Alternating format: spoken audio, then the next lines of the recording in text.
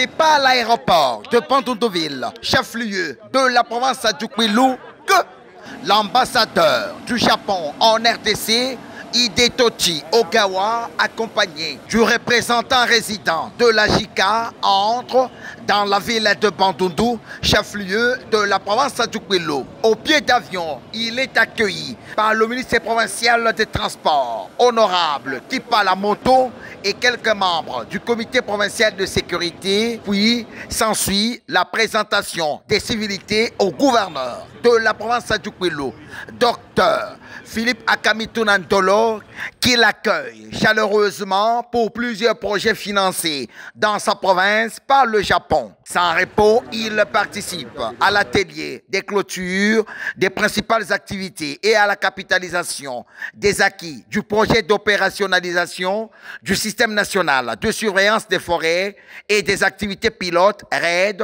dans le Kwilu, où l'autorité provinciale s'est déclarée satisfaite de ces projets tout en plaidant pour sa poursuite. Pour se rendre compte de la réalité du terrain, le premier de tous les Kwilois, docteur Philippe Akamitounan-Dolo et l'ambassadeur se sont rendus à Mouchipentan, localité située à 30 km de Bandundu-Ville, pour visiter quelques réalisations du projet. Ici, les deux autorités, après un accueil pompeux par la population, se déclarent satisfaites du projet.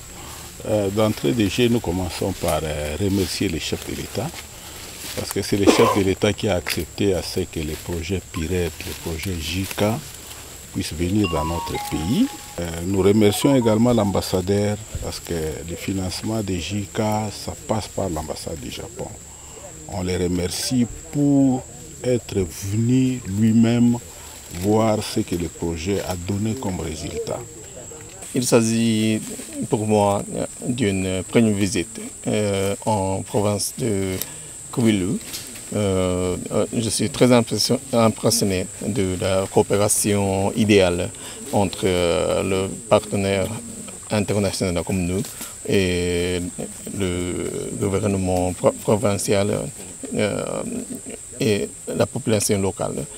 Sans les efforts de population, de communes locales, on ne peut pas arriver à conserver la forêt, ni la coexistence entre l'activité humaine comme l'agriculture et la protection des forêts. J'ai pu constater qu'il y a un modèle très bon en ce coin de la province de Kwilu. Notez que la province du Kwilu est trop fière de cette coopération internationale japonaise qui a apporté en plus dans la gestion durable des forêts.